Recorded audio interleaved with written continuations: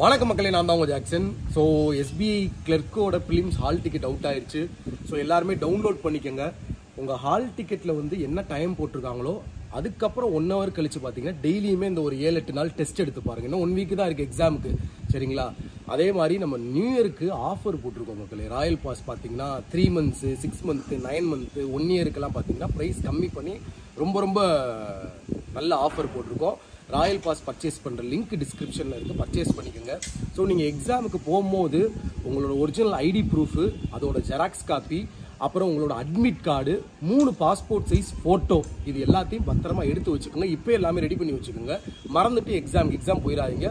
Proof வந்து ஒரு ப்ரூஃப்க்கு 2 proof வந்து எடுத்துகிட்டு போகிறது நல்லது. ஸோ எல்லாத்தையும் பக்காவாக எடுத்து வச்சுக்கோங்க. ஸோ மார்க் டெஸ்ட்டு டெய்லியும் 2 கண்டிப்பாக எடுத்துருங்க.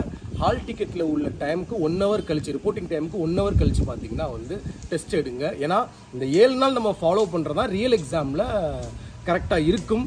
அதே மாதிரி மார்க் டெஸ்ட்டில் வந்து நீங்கள் வந்து தப்பெல்லாம் ரெக்டிஃபை பண்ணிட்டே வாங்க, தப்பு பண்ணிக்கிட்டே இருக்காதீங்க. என்னென்ன மிஸ்டேக் பண்ணுறோமோ இங்கேயே பண்ணிடணும். ரியல் எக்ஸாமில் அதை பண்ணக்கூடாது, சரிங்களா? ஸோ ஏன் கண்ணாடி போட்டிருக்கேன்னு என்னை கலாய்க்காதீங்க. வெயில் ரொம்ப கண்ணில் அடிக்குது. கண்ணை இப்படி தான் இந்த பாருங்க, இப்படி தான் வச்சு பேசுகிற மாதிரி இருக்குது, அதனால தான்.